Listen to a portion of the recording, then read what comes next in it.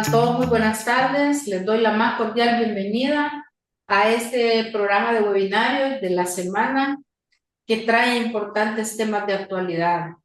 En esta ocasión es un honor presentar a nuestro invitado, el doctor David Rivera Rosales, quien nos hablará de la importancia de la publicación científica para orientar intervenciones en salud humana. Un importante tema muy vigente siempre y muy necesario. El doctor Rivera Rosales es doctor en medicina, además es especialista en epidemiología e investigación en salud y cuenta con un diplomado en fundamentos de la investigación, así como realizó una pasantía en la Universidad de Pavía, en la unidad de epidemiología clínica y bioestadística de dicha universidad. Además, posee formación en redacción y corrección profesional, bioestadística y revisiones sistemáticas. Actualmente se desempeña como editor y miembro del comité editorial de la revista científica Alerta del Instituto y además forma parte del nodo de revisiones sistemáticas de esta institución. Es miembro de la Red Internacional de Ensayos de Comportamiento IBH Trial Network. De igual manera, ejerce la docencia en la especialidad médica en epidemiología e investigación y colabora activamente con el recién creado grupo colaborativo Cochrane en El Salvador, que tiene sede en esta institución. Sin duda, su experiencia en investigación en epidemiología y comunicación científica enriquecerá este espacio de aprendizaje y reflexión. Agradecemos a todos por acompañarnos y les invitamos a participar activamente en la conferencia. Al final de la conferencia vamos a leer todas sus preguntas y sus observaciones. Sin más preámbulo, doctor David Daniel Rivera Rosales, bienvenido. Le cedo la palabra. El tema que vamos a presentar ahora es importancia de la publicación científica para orientar intervenciones en salud humana. Ya de todos es sabido que la investigación científica es un tema importante y de relevancia en cualquier sistema de asistencia médico-sanitaria. Todas las instituciones, todos los países tienen su, por así decirlo, listado o grupo de problemas a los que buscan dar solución. Entonces, se puede utilizar los procesos investigativos para dar respuestas y generar conocimiento que permitan elevar la calidad de los servicios y el nivel científico de los profesionales y el recurso humano que brindan atención sanitaria. ¿Cuáles son los objetivos de una investigación científica? Se dice que el fin último de la investigación es la generación de conocimiento científico, el generar nuevo conocimiento y después comunicar este conocimiento. Un conocimiento que no se comunica es un conocimiento enlatado, que no está siendo puesto en práctica y no está siendo de utilidad. Entonces se dice que la investigación y publicación son parte de un solo proceso en la que el conocimiento se genera y luego se da a conocer para que éste pueda ser aplicado y puesto en práctica. La investigación científica es una de las actividades más importantes que deben desarrollar todos los profesionales en la atención sanitaria, en todos los niveles. Desde nuestra formación, por ejemplo, cuando nosotros recibimos clases, recibimos tutoría, siempre los docentes nos enseñan poniendo los casos que ellos han visto y su experiencia clínica. Sin embargo, en estos niveles, únicamente esta experiencia y este conocimiento queda solo para aquellos que reciban la clase, solo para aquellos que reciban la tutoría. En cambio, si se desarrolla una investigación, un informe de caso, permitiría que este conocimiento y estas experiencias llegaran a más gente y que pudieran ser de utilidad para más profesionales sanitarios. Sin embargo, nos podríamos preguntar entonces, ¿qué es un artículo científico? Se habla de que es un informe escrito y publicado que describe los resultados originales de una investigación. Es una publicación que reporta los hallazgos. Sigue los principios de redacción científica que son claridad, brevedad y precisión, y que pasa por un proceso editorial y de revisión por pares. Este es, digamos, el aspecto que distingue la, la investigación y los artículos científicos de una publicación, digamos, común en revistas no académicas o en otros sitios.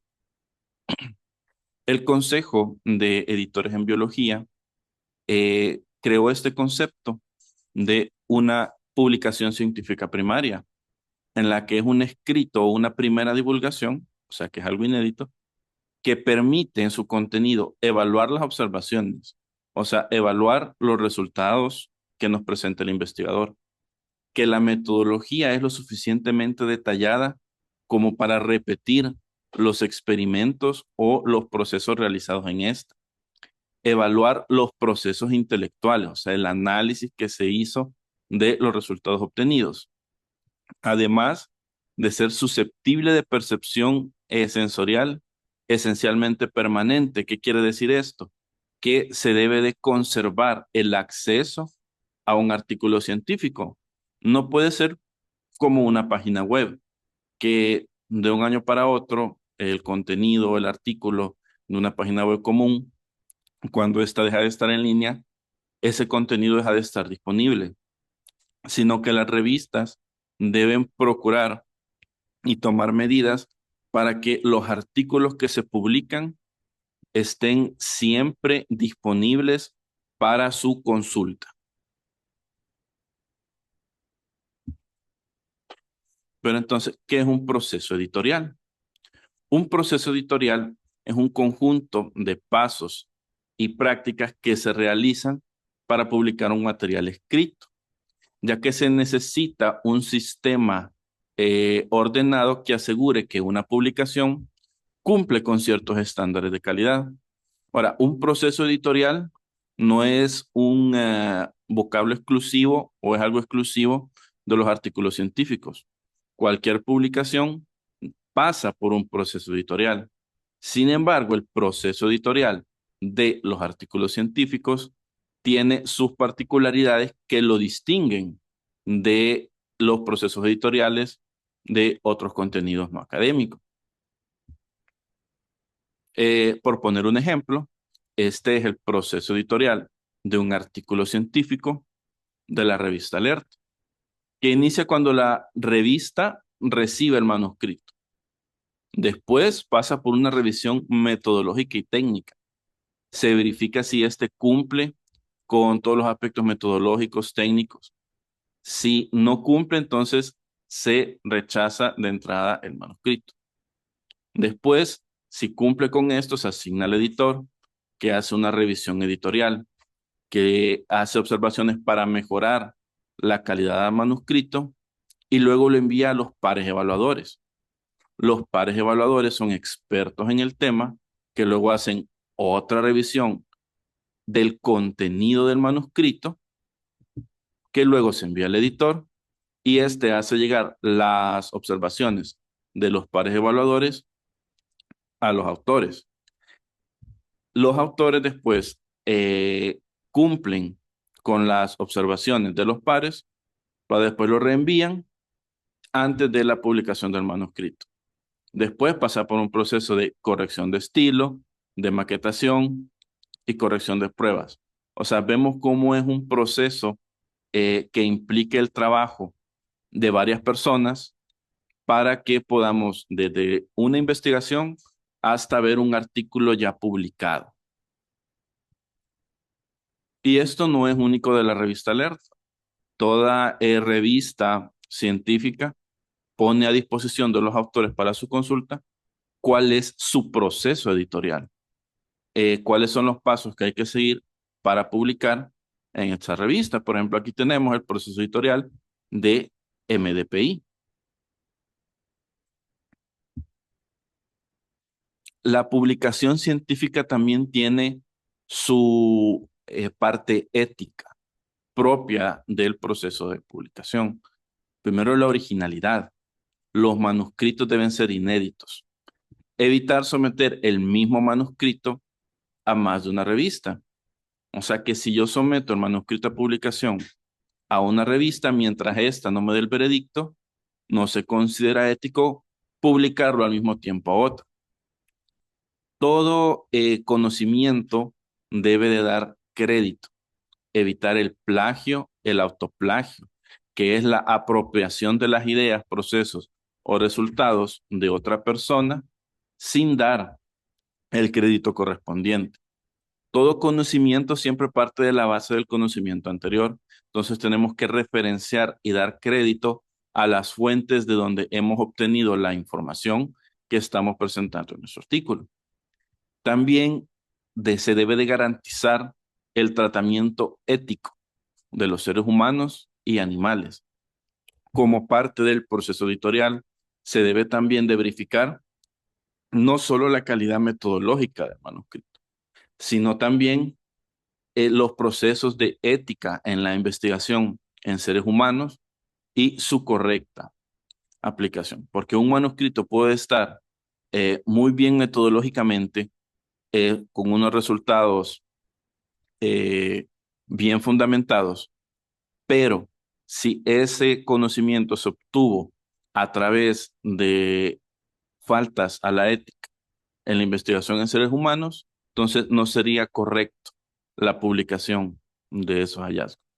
También debe declarar los conflictos de interés, verificar que los autores declaren si tienen algún conflicto de interés que los pueda influir en los resultados de su investigación. Por ejemplo, si yo estoy haciendo un artículo de un ensayo clínico sobre un fármaco y yo recibo regalías de la farmacéutica, que es la que distribuye ese fármaco, podría ser que a mí no me afecte en cómo yo interpreto y analizo los resultados por mi integridad como científico. Sin embargo, lo tengo que declarar y lo tengo que hacer público y lo tengo que hacer conocer. También la confidencialidad. Durante el proceso editorial, los revisores y editores deben de mantener la confidencialidad del artículo que está siendo sometido a publicación. Mientras no termine de pasar por el proceso editorial, se debe de mantener confidencial.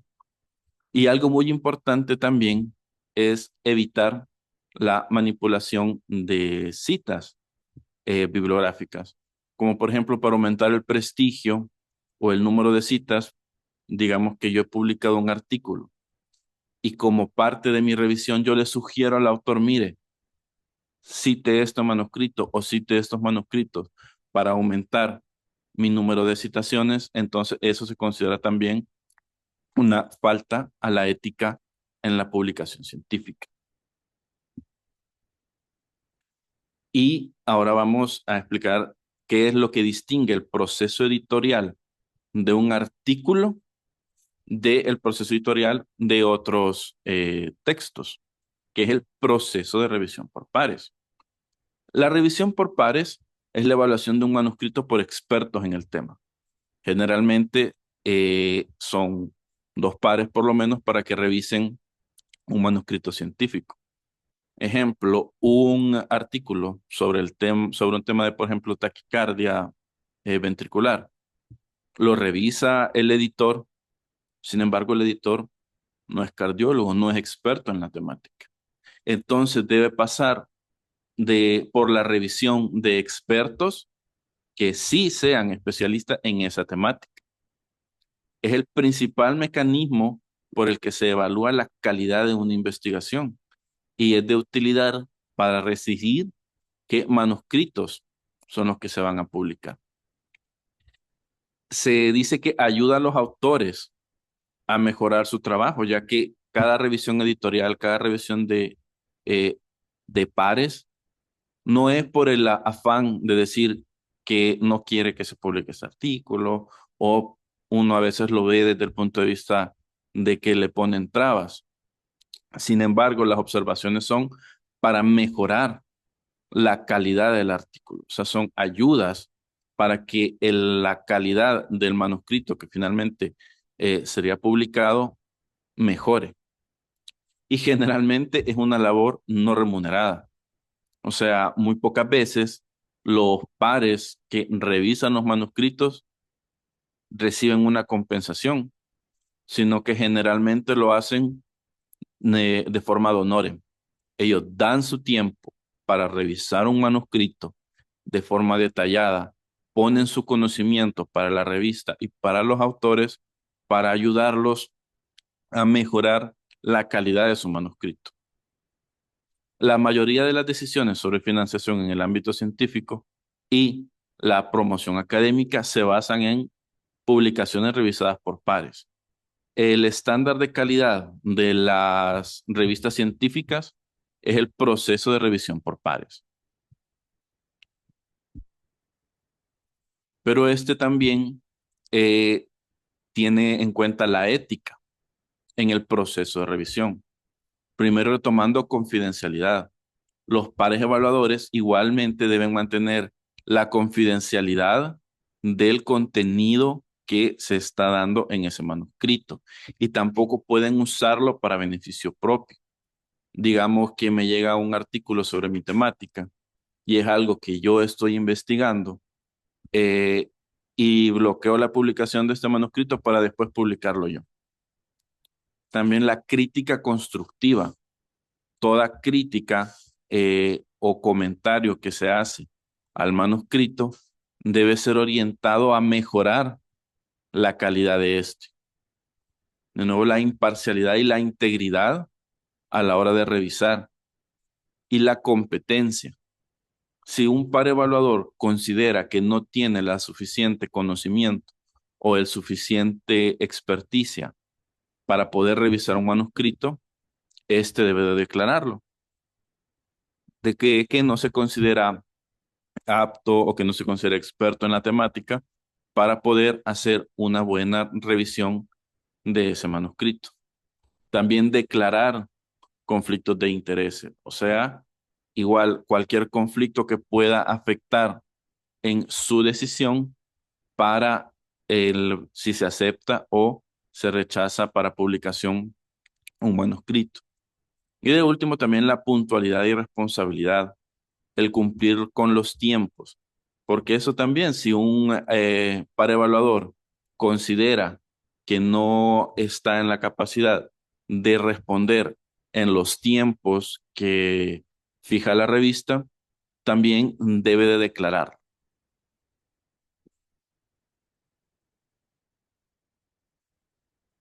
Es importante que revisemos siempre los procesos editoriales de la revista que queremos publicar para evitar caer víctimas de las revistas depredadoras.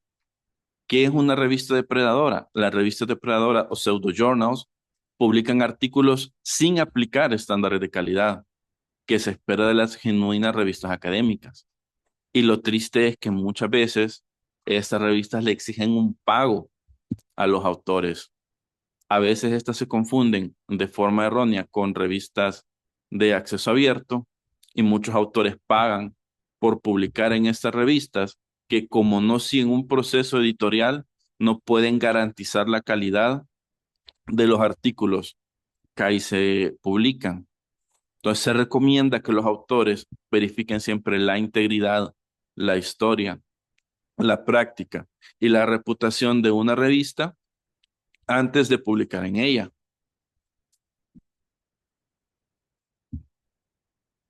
Pero entonces, ya aterrizando, ¿se puede la investigación y la publicación orientar las intervenciones en salud?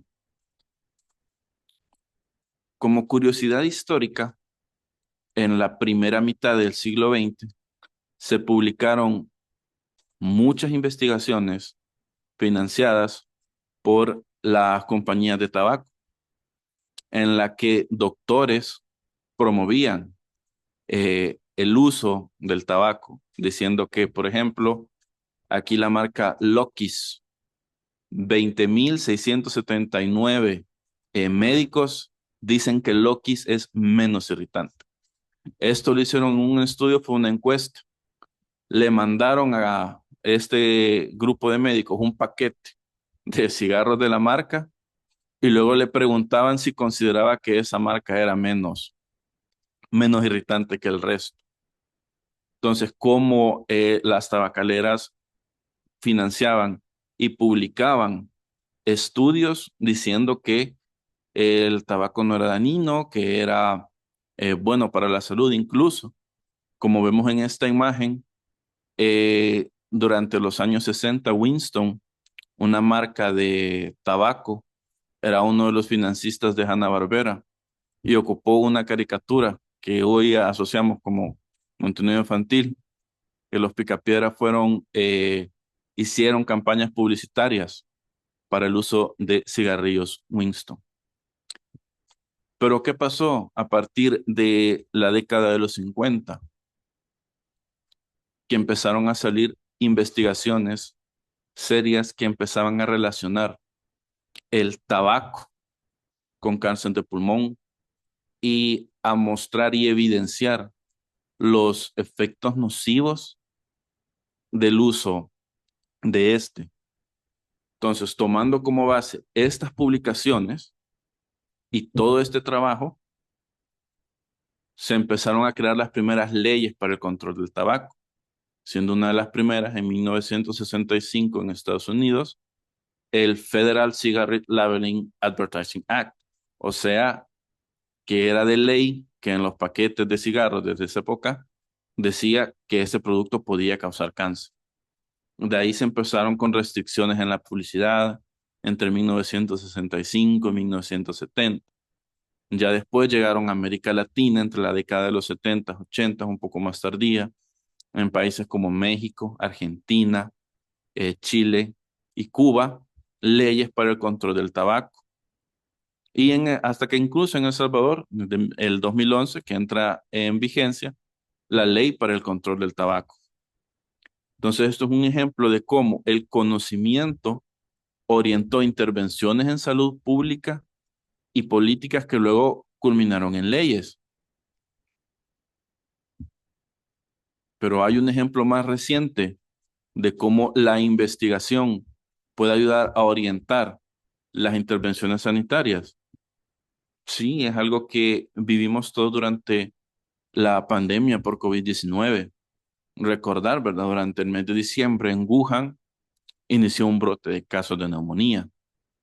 De ahí en enero de 2020 ya se identifica el SARS-CoV-2 como causante de esta nueva enfermedad.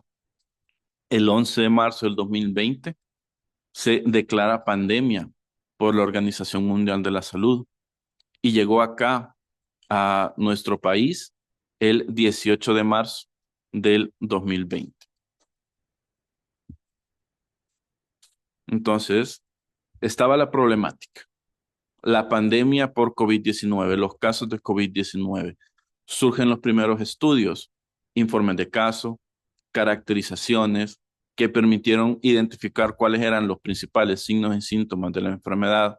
Después se empezaron estudios sobre los factores de riesgo y predictores de severidad que permitieron conocer quiénes eran los que estaban en riesgo. Y en base a estas investigaciones y conforme estas iban saliendo, íbamos teniendo los primeros recomendables de cómo evitar el contagio, cómo se transmitía, la importancia de las medidas de bioseguridad. También vimos en tiempo real cómo cada vez más se iban publicando estudios sobre el tratamiento, cómo los protocolos y guías de manejo empezaban a cambiar con base, iba surgiendo más evidencia. Para finalmente culminar con los estudios sobre vacunas, cómo fue todo el proceso de investigación hasta que se empezaron a publicar los estudios de vacunas y en base a esto se empezaron a crear las políticas y campañas de vacunación para llevar esta vacuna hacia la población. Entonces aquí vemos y fuimos testigos de cómo a medida que iban surgiendo las investigaciones y se iba generando conocimiento nuevo, este se iba poniendo en práctica para poder solventar la problemática que se tenía en ese momento, que era la pandemia por COVID-19. Y en este ambiente también hay que mencionar el caso de la hidroxicloroquina, una publicación que después fue retractada por problemas metodológicos y éticos, pero todo el daño, digamos así, que esta publicación causó, todo el gasto en el que múltiples países y múltiples individuos incurrieron por una publicación de un artículo científico. Por ejemplo, Sanofi en su página declara que donó más de 100 millones de dosis de hidroxicloroquina y estudios posteriores encontraron que aumentaba, de hecho, el riesgo de efectos adversos graves y que incluso había una mayor mortalidad con el uso de este medicamento.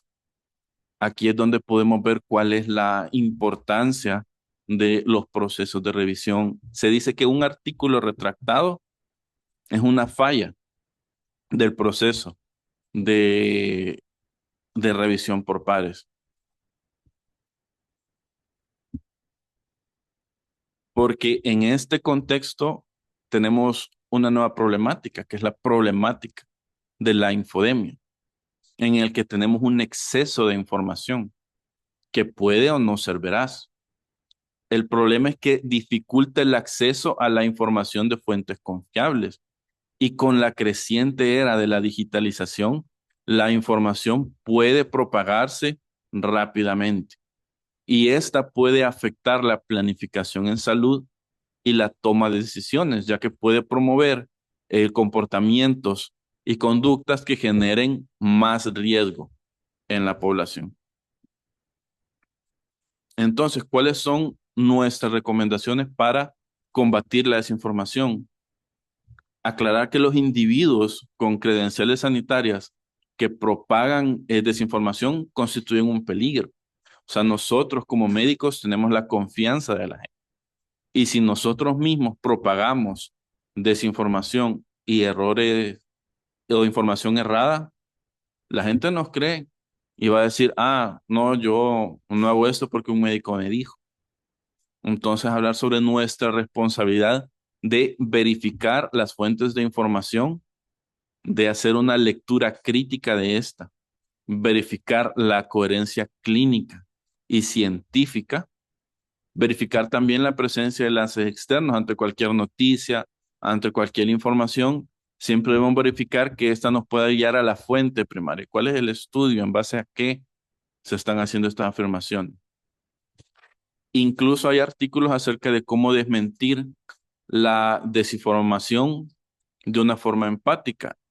Esto en el escenario que, por ejemplo, uno está en la consulta y llega un paciente y dice, mire, yo leí que esto, eso y esto.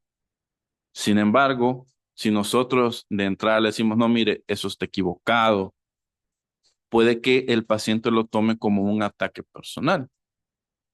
Entonces hay que hacerlo de forma empática, ponernos en el lugar del paciente, intentar ver qué es lo que hace que esta persona pueda ser susceptible de esta información o de creer esta información errada para después, con una buena línea argumentativa, presentarle la explicación alterna y darle la información que sí es adecuada. Y en resumen, y para ir cerrando, si bien no es un proceso perfecto, ¿verdad? Pero los revisores tienen la función de garantizar que solo se publique la literatura científica de trabajos lo más sólidos y de la mayor calidad posible.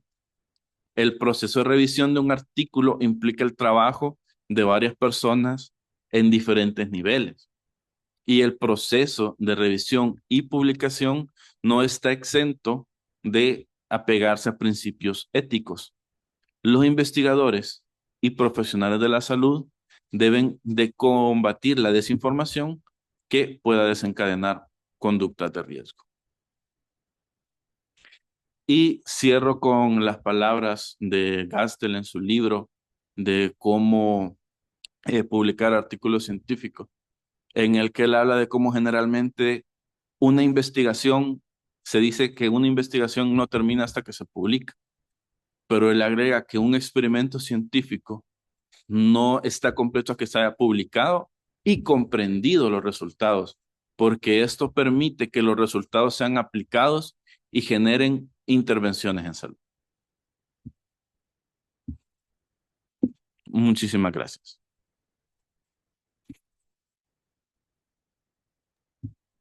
Muchas gracias a usted, doctor, por su excelente conferencia. Le felicito, me parece muy clara y muy didáctica su forma de plantearnos, pues este tema que siempre es una cuestión trascendental, ¿verdad? El cómo publicar y cómo generar conocimiento para que los demás puedan recibirlo, no solo los investigadores y los centros en donde se prepara la gente para hacer investigación como nosotros. Entonces, la primera es una pregunta que generalmente nos hacemos, creo yo, la mayoría que estamos involucrados en este proceso y también la gente que le interesa la investigación. ¿Cuáles considera usted que son los mecanismos editoriales más efectivos para garantizar que los resultados publicados no solo cumplan con rigor metodológico, sino que también tengan la relevancia translacional necesaria para transformar la política pública en salud de forma efectiva? Siempre se dice que el proceso de revisión por pares es el estándar para la publicación de los artículos científicos, o sea, el aval por expertos en la temática. Son las publicaciones revisadas por pares las que fundamentan la generación de políticas y guías clínicas, como por ejemplo, al hacer una guía clínica uno busca las últimas revisiones sistemáticas, los últimos artículos publicados de fuentes confiables que tienen ese aval de la revisión por pares evaluadores. Es decir, que gente experta en la temática revise el manuscrito, revise el contenido y ayude a mejorar la calidad de este. Y también son ellos quienes ponen el filtro si lo consideran que no es relevante o que ese manuscrito tiene fallas metodológicas, también para que este artículo no se publique o que no se publique aún, sino que todavía sea necesario mejorar la calidad del manuscrito para que éste llegue a ser publicado. Es una buena alternativa, ¿verdad? En un ambiente en el que realmente hay más oportunidades que antes de producir conocimiento a una velocidad un poquito menor. Y esto puede transformarse en un peligro si no tomamos en cuenta estas cuestiones que usted está diciendo. Voy a tocar el tema de los modelos de publicación rápida, es decir, los preprints y las revisiones por pares aceleradas, ¿verdad? En contextos de emergencia sanitaria particularmente, y el papel que tiene la transparencia y la integridad de las revistas de acceso abierto y el intercambio de datos, este data sharing que se está dando tan internacionalmente para validar intervenciones de una forma más rápida y aplicarlas en los seres humanos. Pero también esta transición que hemos ido aceptando cada vez más hacia las revisiones vivas, sistemáticas vivas, que actualizan los datos conforme van surgiendo nuevos hallazgos, permitiendo que las intervenciones en salud no queden obsoletas fácilmente, que ahora es una cosa que se ha convertido en una realidad, ¿verdad? Cada vez más palpable. Y en ese mismo sentido va esta otra pregunta. ¿Cómo podemos evitar que la urgencia por difundir hallazgos, X hallazgos, ¿verdad?, erosione la confianza pública en la ciencia y de qué manera debería evolucionar la revisión por pares acelerada para que sea un filtro de seguridad real y no un sello de aprobación apresurada? Verdaderamente, ahí es donde también sale el concepto de humildad epistemológica, de que siempre cuando uno redacta o presenta una información, siempre debe de hacerlo con prudencia. En el caso de los preprint, por ejemplo, cuando uno ve un preprint, se identifica que es un preprint y que todavía le falta el proceso de revisión por pares. Siempre tenemos que, porque aunque uno haga una investigación y esté bien fundamentada, con buenos métodos estadísticos, uno siempre busca acercarse a la realidad lo más posible, pero por un muy buen método estadístico que uno ocupe, uno no va a estar 100% seguro de que esa es la realidad, ¿verdad? Entonces siempre la moderación a la hora de la publicación y de la redacción de nuestro estilo, digamos, de redacción. Y también el combatir la desinformación y promover la lectura crítica. Hay estudios, hay investigaciones que hablan de que la lectura crítica de la información es una habilidad que puede aprenderse y puede enseñarse. Entonces, también el fomentar no solo entre los profesionales, ¿verdad? De hacer una lectura crítica y de cuestionar las fuentes de información y de siempre tomar con cautela los hallazgos. Esto es bien importante, que lo que usted está hablando, ¿verdad? Porque como ya lo hemos discutido en otros espacios, el investigador científico tiene el deber ético de habitar con serenidad entre la certeza absoluta y la duda razonable de todos los hallazgos y no caer en un positivismo muy ingenuo, pero tampoco en un nihilismo cínico, ¿verdad? Que puede pasar también. Entonces, esta es una oportunidad para que meditemos sobre la importancia que tiene el trabajo que hace un investigador, ¿verdad? Y las repercusiones que puede tener si no hay una fundamentación rigurosa, metodológica, filosófica acerca de sus preguntas de investigación y por supuesto ética. Hay unos comentarios aquí en donde agradecen y felicitan por su excelente conferencia y le dicen que es muy bueno compartir esta información. Y desde Inglaterra nos dicen, pienso que los médicos no éticos fueron los que insistieron en contra de la vacuna, por ejemplo. Un comentario que años después lo estamos viendo y seguimos observando las repercusiones de esta conducta antivacuna, no solo en la COVID, sino en otras enfermedades. No sé si tiene algunas palabras para hacer el cierre o algún comentario adicional, doctor. Sí, de hecho, otro de los ejemplos de cómo las personas que tienen credenciales sanitarios constituyen un peligro es este hecho de la vacuna, ¿verdad? Porque fue un estudio académico que en un inicio relacionó las vacunas con el autismo y cómo este se propagó y se aceptó eh, por muchas personas, cuando en realidad este estaba motivado por conflictos de intereses y por otras cuestiones ajenas a la verdadera generación de conocimiento y a un interés en generar intervenciones que ayudaran a la población, ¿verdad? Nosotros siempre tenemos que mantener que toda investigación debe de ser también de utilidad para la población, porque de entrada, hacer una investigación solo por hacerla, solo porque yo quiero saber algo, no es Bien, ético.